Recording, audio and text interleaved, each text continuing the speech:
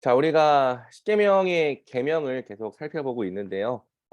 서론을 통해서 율법을 지켜야 되는 이유와 또 당위, 또 그것을 지키게 될 때의 유익을 제가 1월 달에 3번에 걸쳐 설명했지만, 역시나 이제 이웃 사랑의 파트에 오니까 쉽지 않은 것 같긴 해요. 왜냐하면 하나님의 법이 지시하는 삶의 방식이 우리가 이 땅에서 살아가면서 이렇게 습득하게 되는 삶의 방식과 사실은 정면으로 배치되는 삶의 방식이기 때문이죠.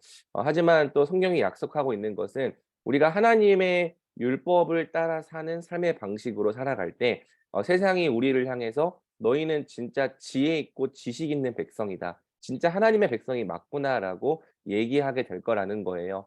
그것이 우리 올해 청년부 주제 말씀이고 현수막에도 붙여 있는 신명기 4장 6절 말씀인 거죠. 그래서 우리가 비록 쉽지 않을지라도 이 하나님의 율법이 지시하는 삶의 방향과 가치에 대해서 힘써 배우려고 하는 거고요.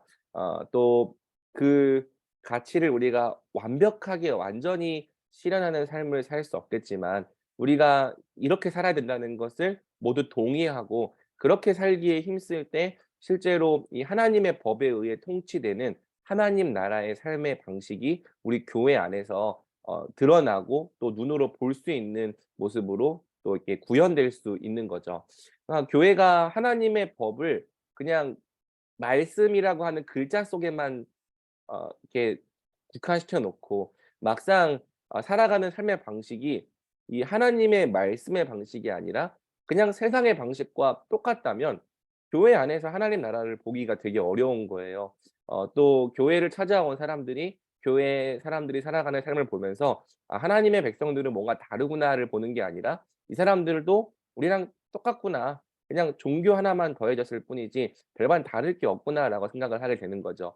하지만 우리가 정말 이 하나님의 법이 지시하는 삶을 힘써 복종하고 또 순종하며 그 가치에 성장하기를 힘쓴다면은 세상과 굉장히 다른 모습의 독특한 방식의 삶을 살아가게 되는 거고요. 또 그것을 통해서 우리가 하나님 나라에서만 누릴 수 있는 기쁨과 또 평강을 누리게 되는 거고요. 또 그것을 통해서 다른 사람들에게 하나님이 통치하시는 하나님 백성의 공동체가 어떤 공동체인지를 보여줄 수 있게 되는 거죠. 그래서 오늘날 참 이 교회 안에서 순종의 가치가 무너지고 또 하나님의 법을 따라 살아가는 그 가치가 희미해져 가고 있지만, 우리 청년부가 그 가치를 다시 회복하고 또 이해하고 또 그런 가치로 살아가는 공동체가 되도록 기도하고 있습니다. 목자들도 이런 가치를 좀 같이 공유하고 이해해 주면 좋겠고요. 분명히 또 목장 모임을 진행하다 보면 또 목원들이 쉽지 않은 말들을 할 거예요. 그 이웃사랑의 파트에서 특히나 더 그래요.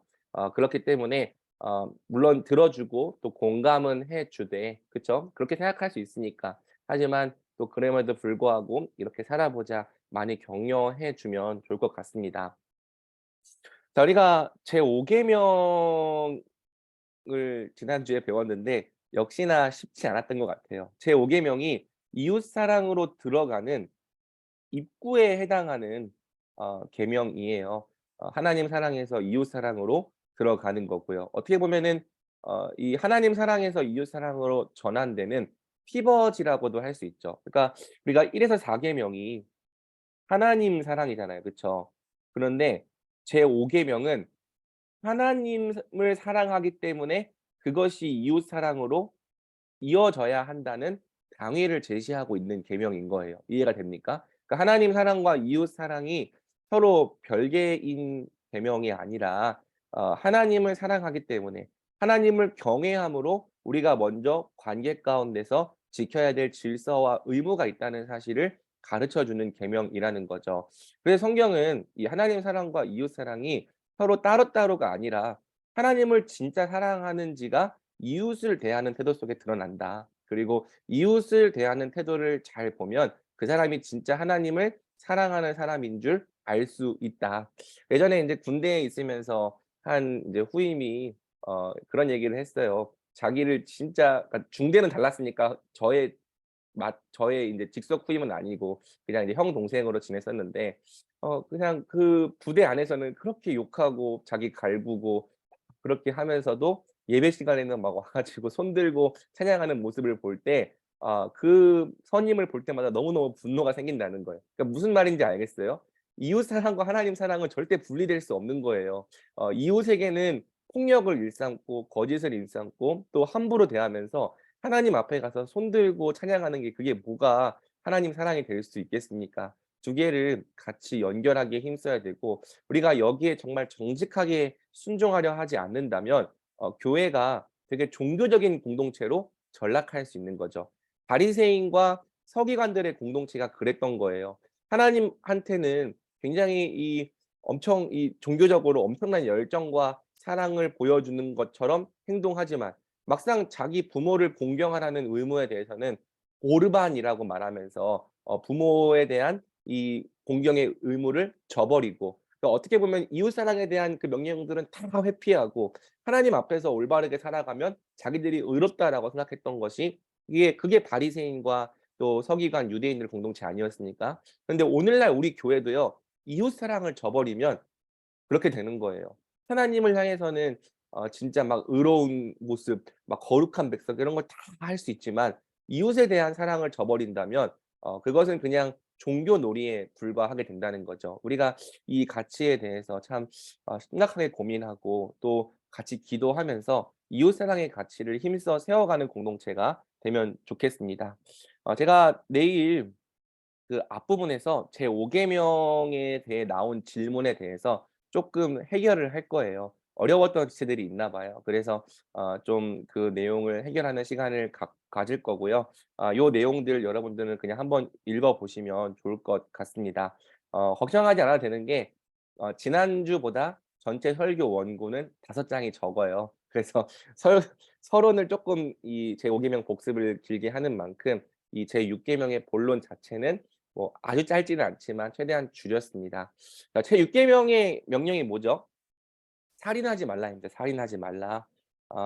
그래서 이 살인하지 말라는 계명은 우리가 쉽게 유추할 수 있듯이 살인을 금할 뿐 아니라 생명을 살리라는 명령으로 이해할 수 있는 거죠. 10 계명의 모든 명령은 가장 적극적인 태도로 지켜야 돼요. 살인하지 말라 했다고 해서 살인하지 않으면 정말 실제로 칼을 들고 사람을 죽이지 않았으면 제6 계명을 지킨 게 아닙니다. 성경에서는 살인하지 않을 뿐 아니라 이웃에 대한 생명을 존중하고 또 보존하고 또 그것을 증진하기 위한 모든 합법적인 노력을 다하라는 명령으로 나아가는 거죠.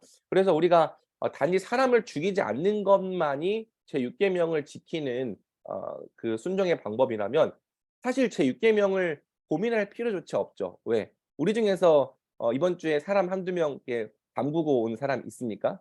죽이고 온 사람 있어요? 그러니까 뭐 또 사람 이름 모르는 거니까 아예 없다고 말하기는 그런 사람 좀 무섭네요. 아예 없다고 말하기는 좀 그렇지만 실제로 그런 일은 정말 이렇게 자주 일어나는 일은 아닌 거죠. 하지만 그럼에도 불구하고 우리가 이 제6 계명을 단순히 사람을 죽이지 않는 것으로만 만족할 게 아니라 더욱 적극적으로 지켜야 하는 명령으로 이해할 때 우리가 실천할 수 있는 상황이 사항이 훨씬 더 많아지는 겁니다. 그래서 그리스도인은 생명과 관련된 문제들을 어떻게 이해하고 다뤄야 하는지를 그냥 간단하게 원리만 다루고 넘어갈 거예요. 왜냐하면 어 이 포인트 1을 너무 길게 다루면 거대 담론을 다루는 내용으로만 빠지기가 쉬워요.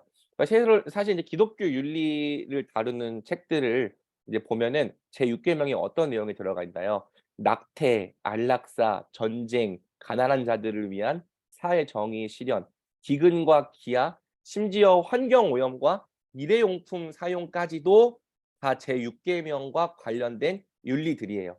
그러니까 이게 안 중요하다는 게 아니라 요런 내용만 가지고 이야기를 하다 보면은 제6 계명을 우리의 관계 속에 적용하기보다는 너무 거대 담론으로만 빠지기가 쉽다는 거죠. 근데 여러분들의 목장 모임이 막 요런 주제를 가지고 논쟁하다가 딱 갔어. 그러면은 별로 유익이 없는 거예요. 또 사실 같은 이 교단 안에 있는 사람들도요. 이런 문제들에 대한 좀 의견이 좀 분분한 편이거든요. 그래서 사실 하나님의 법을 믿는 우리 그리스도인들이 각 사람의 양심에 따라서 이 부분을 좀 판단할 필요가 어 있긴 해요. 그러니까 이게 "이것만이 완전히 답이다."라고 말하기가 참 쉽지 않은 부분들이어서. 그래서 여러분 너무 거짓 담론으로 빠지지 말라. 하지만 성경이 살인이라는 행위를 폭넓게 이해하고 있음을 이해하고, 우리가 간접적 살인도 금할 뿐 아니라 어떻게 하면 나와 다른 사람들의 생명을 살리고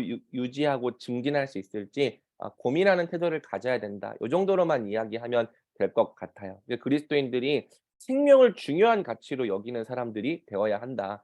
우리가 사회에서 영향력이 많아지면 많아질수록 다른 사람들의 생명에 미칠 수 있는 영향력도 커지거든요. 그런데 우리가 생명보다 뭐 돈이나 성공이나 당장의 이익들을 위해서 이 생명을 저버리는 행위를 한다면 그리스도인들로서 그것은 비방을 받을 수밖에 없는 행위라는 거죠. 생명을 중요한 가치로 여기자. 그리고 사실 요런 주제들이 중요하다. 한 번쯤은 그리스도인으로서 고민해 보고, 고민해 본 적이 없다면 고민해 봐야겠죠. 또 이것에 대한 나의 입장도 한번 좀 정리하고 생각해 볼 필요가 있다 정도로 이야기해 주면 될 것 같습니다. 자, 이제 두 번째 포인트부터 진짜 하고 싶은 이야기를 하는데요. 이 일단 제6 계명의 성경적 원리를 달러요. "왜 살인하지 말라고 하는가?"를 물어봤을 때 창세기 9장 6 절은 "사람이 하나님의 형상이기 때문에 해치거나 훼손하지 말라."고 이야기를 하고 있습니다.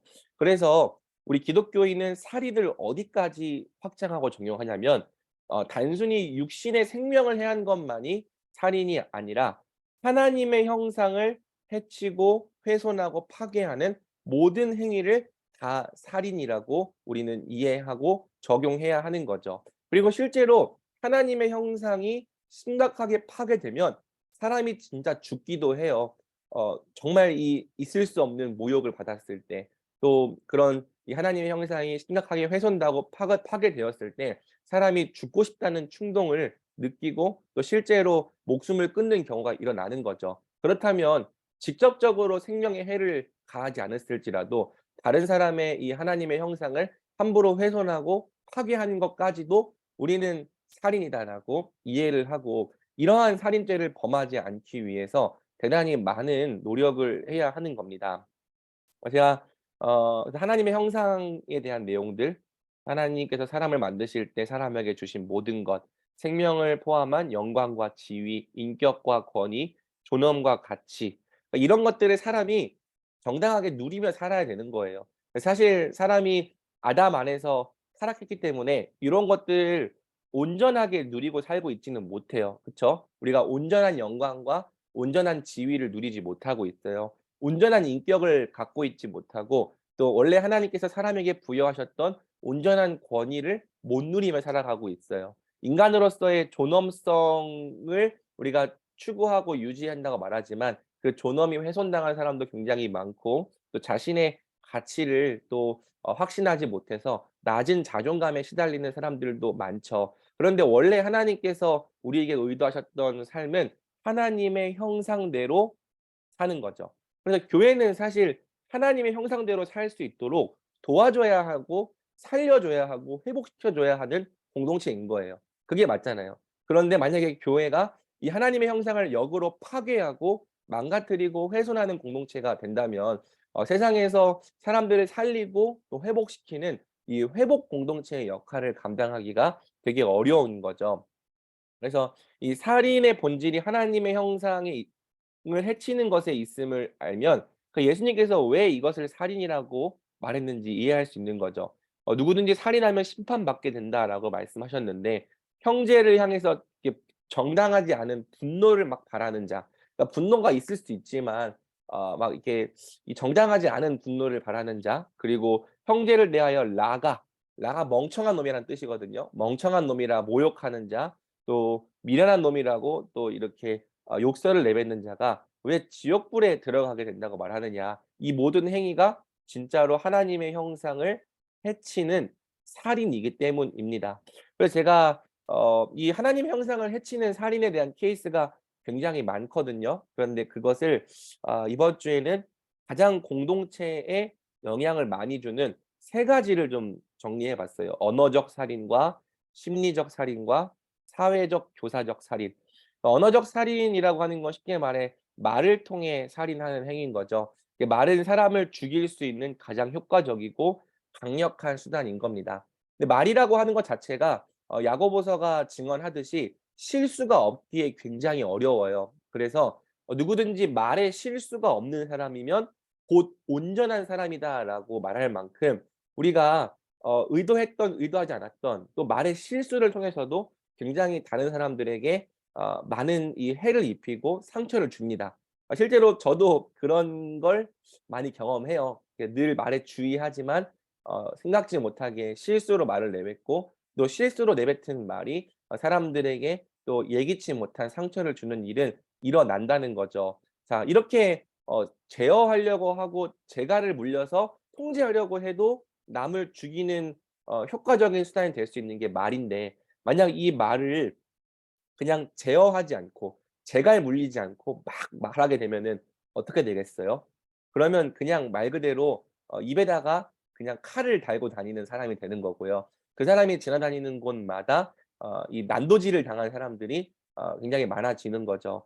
실제로 이 그리스도인들은 말을 굉장히 조심하게 해야 되는 사람들인 거예요. 비판 정당한 비판조차도 예수님은 먼저 내 눈에 들보를 빼고 나서야 다른 사람의 티를 빼라고 말씀하셨어요. 그런데 우리가 예수님의 말씀에 잘 주의하지 않죠. 실제로 말을 함부로 하는 사람들이 교회 안에 굉장히 많습니다.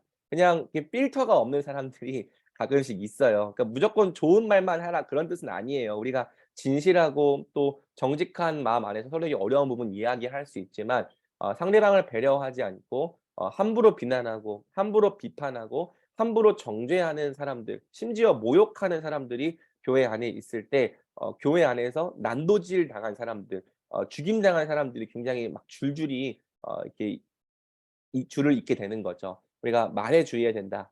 자, 그다음에 또 우리가 심리적 살인에 대해서 좀 고민해 볼 필요가 있는데, 하나님의 형상을 마음속에서 이제 죽이고 미워하는 행위인 거죠. 자, 근데 여기서도 한번 좀 고민해 봐야 될 게, 우리가 우리에게 해를 입히고 상처를 준 사람을 미워하는 것은 어쩌면 자연스러울 수 있어요. 나한테 해를 줬으니까, 내게 상처를 줬으니까 미워하는 마음이 드는 게 당연한 거죠. 물론 성경은 그런 경우에도 최대한 용서하라고 말해요. 그 사람을 위해서 용서하라는 게 아니고 누군가를 평생 원망하고 미워하고 증오하는 행위 자체가 우리 인생에 별로 좋지 않기 때문이죠. 그래서 할 수 있는 한 자꾸 용서하려고 힘쓰고 상처 준 사람들을 자꾸 마음속에서 떠나보내려고 애써야지만 우리가 평생 거기에 얽매이지 않고 자유로운 삶을 살아갈 수 있어요. 어차피 상처 준 사람들은 평안하게 살거든요. 늘 안타까운 게 피해자만 더 고통을 끌어안고 살아요. 근데 그래서 인제 보면은 우리가 하고 싶은 게 복수죠, 복수. 더 글로리처럼 연진이한테 인제 복수하러 이제 가는 건데, 근데 사실 성경은 원수 갚는 게 하나님께 있다고 말씀 가르쳐 주고 있고요. 하나님께서 절대 우리의 원수를 그냥 넘어가지 않으신다고 이야기를 해요. 그래서 우리가 친히 원수 갚는 자가 되지 않고 오히려 우리는 용서함으로써 이 미움과 증오가 우리의 영혼을 망가뜨리지 못하도록 계속해서 우리의 마음을 지킬 필요가 있는 거죠. 자, 그런데 여러분, 우리가요 생각보다 우리에게 해를 입힌 적이 없는 사람도 자주 미워해요. 그렇죠. 미워하는 것이 아예 습관인 사람도 있어요. 어 근데 이렇게 누군가를 미워하는 게 되게 습관이고 또 자주 일어날 때요. 대부분 그 미움의 이유는 그 사람에게 있는 게 아니고 우리 자신 안에 있다고 우리는 봐야 돼요. 그러니까 여러분, 이 사울이 다윗을 평생 미워했잖아요. 그쵸? 근데 그런데 사실 다윗은 사울에게 해를 입힌 적이 없어요. 오히려 이롭게 하면 이롭게 했죠. 그런데 사울이 다윗을 왜 미워하고 평생 죽이려 하다가 그렇게 인생을 마무리하게 됐습니까? 사실 사울 안에 있는 연약함 때문이었어요. 그러니까 다윗이 뛰어나고 탁월하면 그것을 존중하고 또 나라에 이렇게 사용하면 되는 위치에 있었는데, 다윗의 탁월함을 보면서 사울이 두려워하죠. 그리고 다윗과 함께 계시는 하나님을 또 보면서 질투하기도 하고요. 사람들이 다윗에 대하여 만만이라고 하고 사울에 대하여 천천히라고 하는 말을 들을 때 이 다윗에 대한 이 질투와 시기를 감출 수가 없는 거예요. 그래서 사실은 다윗이 잘못해서 미워했다기보다는 사울 자신 안에 있는 연약함이 다윗을 미워하게 만들었던 거죠. 그런데 우리가 실제로 그렇습니다. 누군가를 미워할 때는요, 대부분 그 이유가 우리 자신 안에 있어요. 그러니까 상대방의 어떤 특징적인 모습들이 우리 안에 있는 상처나 수치나 연약한 모습을 자꾸 건드는 거죠. 그래서 우리가 그거 건드려질 때 분노와 미움을 느껴요. 그리고 상대방의 모습을 질투하거나 시기하거나 두려워할 때도 우리는 '나한테 문제가 있다.'라고 생각하기보다는 주로 미움을 방어 기제로 사용하는 거죠. 그러니까 내가 느끼는 이 불편한 감정과 또 이 시기와 질투를 내 자신 안에서 원인을 찾는 게 아니라 상대방에게 문제를 두고 '잘못하는 사람은 저 사람이야.' 요렇게 상대방을 미워하는 것으로 우리 자신을 보호하려고 하는 습성이 있다는 겁니다. 그래서 여러분, 누군가를 미워하는 게 습관인 사람은요, 끊임없이 누군가를 미워해요. 심지어 그 미워했던 사람이 떠나가도요, 다른 사람을 또 미워해요. 왜? 미워하는 문제가 그 사람 안에 있기 때문이죠. 그래서 이 사람 미워했다가 저 사람 미워했다가 이렇게 미워하는 게 끊이지 않는 경우가 있는데, 우리 그리스도인들은 누군가를 미워하는 마음을 보게 될 때 그 자신을 좀 먼저 정직하게 돌아볼 필요가 있는 거죠. 실제로 미워할 때 제 자신을 보면은 되게 못난 내 자신을 발견하게 돼요. 질투하고 있고 시기하고 있고 또 두려워하고 있고. 근데 그 문제를 또 하나님 앞에서 해결하고 나면은 또 그 사람을 대할 때 어려움이 없게 되는 것도 경험하게 되는 거죠. 그러니까 '미워하는 게 정당하지 않다.' 그런데 우리가 늘 미워할 때는요, 나는 정당하고 저 사람에게 문제가 있다는 프레임을 씌우는 걸 좋아해요. 그래서 사실상 이 미움의 문제를 해결하기가 되게 어렵고 자꾸 다른 사람들을 마음에서 죽이게 되는 거죠. 자, 그다음에 인제 제일 심각한 게 뭐냐면 이 사회적 교사적 살인인데요. 이 교사라고 하는 건 남을 조종해서 그렇게 하게 만드는 행위를 말해요. 요거를 인제 요즘 말로 하면 가스라이팅이라고 할 수 있겠죠. 제가 인제 앞에 이 두 가지를 설명하는 게 이유가 뭐냐면은 이 사회적 교사적 살인이 앞에 두 가지를 합쳐서 만들어지는 거기 때문이에요. 그러니까 마음으로부터 미워하는 거를 어떻게 합니까? 마음으로부터 미워하는 거를 언어를 통해 다른 사람들에게 말하고 표현하는 거예요. 그래서 누군가를 미워하는 여론을 형성해 가는 거죠. 이해가 됩니까? 그러니까 이게 사회적 살인이라는 것은 한 사람을 사회 안에서 공동체 안에서 죽여 버리는 거예요. 교사적 살인이라는 것은 다른 사람들을 조종해서 나만 죽이는 것이 아니라 다른 사람들도 그 죽이는 행위에 동참하게 만드는 거죠. 그 언어적 살인과 심리적 살인의 합작이다. 그러니까 미워하는 마음을 나 혼자 품지 않고 다른 사람에게도 말하는 거예요. 동조시키고 동참시키면서 누군가를 미워하는 여론을 형성해 가는 거죠. 그러니까 물론 진짜 이 어려워하고 힘들어하는 마음을 친한 친구들이랑 이야기하면서 그것을 해결하기 위해 노력하는 행위를 우리가 할 수는 있어요. 그런데 되게 우리가 남들과 함께 다른 사람에 대해서 이야기를 할 때에는 시작할 때는 마치 그 사람을 위한 말인 것처럼 시작을 해도 결국에는 그 사람을 비난하고 정죄하는 걸 굉장히 즐겨요. 그리고 사실 우리가 누군가가 그런 말을 해 올 때 그것을 하지 말자고 인제 거절을 해야 되는데, 만약에 나도 그 사람에 대해서 좀 불편하고 어려워하는 마음이 있었다면은 되게 누군가 그런 사람을 욕하는 말을 들을 때에 엄청 기뻐하고 반가워하는 마음으로 함께 이 다른 사람들을 또 이렇게 욕하고 비난하게 되는 거죠. 이렇게 되면요, 정말 살인이에요. 진짜 죽어요. 심한 경우에는 진짜 죽고요.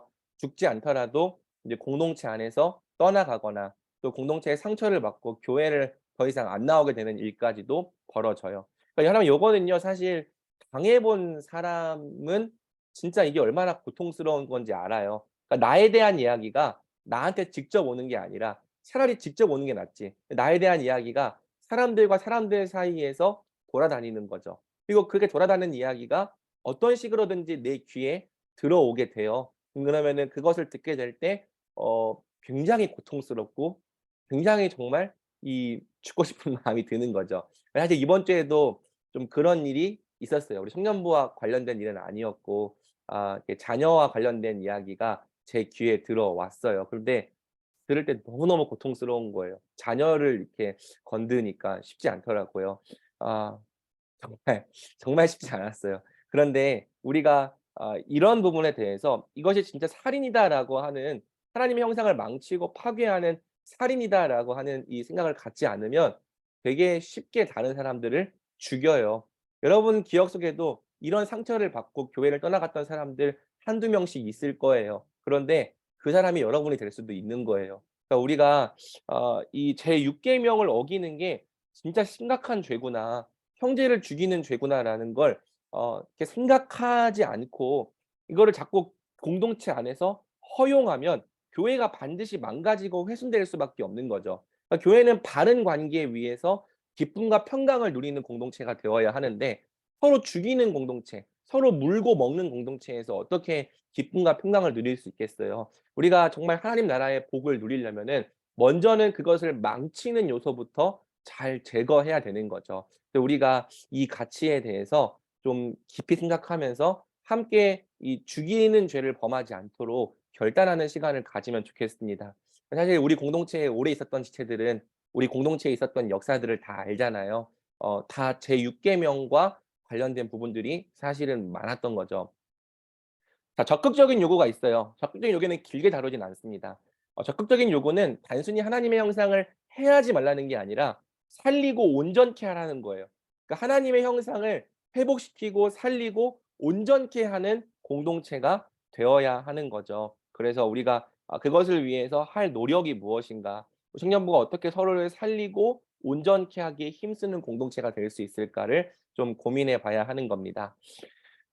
그래서 제6 계명을 어기는 죄의 본질이 하나님의 형상을 파괴하는 것이라면, 온전히 지키는 순종은 하나님의 형상을 살리고 회복시키는 것이죠. 그래서 이것을 하기 위해서는 먼저는 제6 계명을 어기는 범죄부터 우리가 철저히 잘라내야 되는 거예요. 세상은 죽이는 교회가 아니라 살리는 교회를 원하는 거죠. 그다음에 성경은 인제 적극적인 순종으로서 서로와 더불어 복음과 진리를 말하라고 이야기합니다. 그러니까 우리가 모일 때마다 서로에게 대해서 복음과 진리를 들려주고 말하라는 거죠. 자, 근데 여기서 인제 복음과 진리를 말하라는 것은 객관적인 내용을 말하는 것도 있지만, 너에게 적용되는 이 주관적인 내용을 들려주라는 의미로도 우리가 이해할 수 있죠. 하나님께서 얼마나 당신을 사랑하시는지, 하나님께서 당신이 복음 안에서 얼마나 존귀하고 소중한 존재가 되었다고 말하는지, 우리가 우리의 고백을 통해 들려주는 거예요. 이 자존감에 이렇게 낮아져서 시달리고 힘들어하는 지체도 있다면은 "아니, 하나님은 정말 너를 소중하게 여기고 사랑하셔." 이런 말 들려주는 거죠. 그러니까 세상에서는 우리의 형상을 망가뜨리고 파괴하는 말을 듣고 살다 오더라도 교회에 오면은 "그래도 하나님 살아 계시잖아. 그래도 하나님 우리를 버리지 않으시고 또 우리를 존귀하게 여기시고 또 우리를 정말 그리스도 안에서 가장 사랑받는 자녀로 대하셔." 이런 이야기를 듣는 곳이 교회여야 하는 거 아닙니까? 그쵸? 그러니까 세상에서 하는 얘기를 교회에서 똑같이 하고 있으면 안 되고요. 교 세상이 해 주지 않는 이야기들, 정말 진리에 합당한 이야기들, 복음에 합당한 이야기들을 교회 안에 들을 때 '그래, 맞아. 하나님 날 사랑하시지. 그래, 세상 사람들이 나를 그렇게 대했을지라도 그게 진리가 아니고 나는 있는 모습 그대로 하나님께 사랑받기에 합당한 자녀이지. 비록 지금 내 삶이 보이지 않을지라도 하나님께서 내 삶을 인도하고 계시고 또 가장 온전한 계획으로 이끌어 가고 계시지. 더 믿고 신뢰하자." 이렇게 진리와 복음을 말하는 것을 통해 하나님의 형상으로 살아나게 해 주고 온전하게 해 주고 회복하게 해 주는 역사가 우리 교회 안에서 일어나야 하는 겁니다.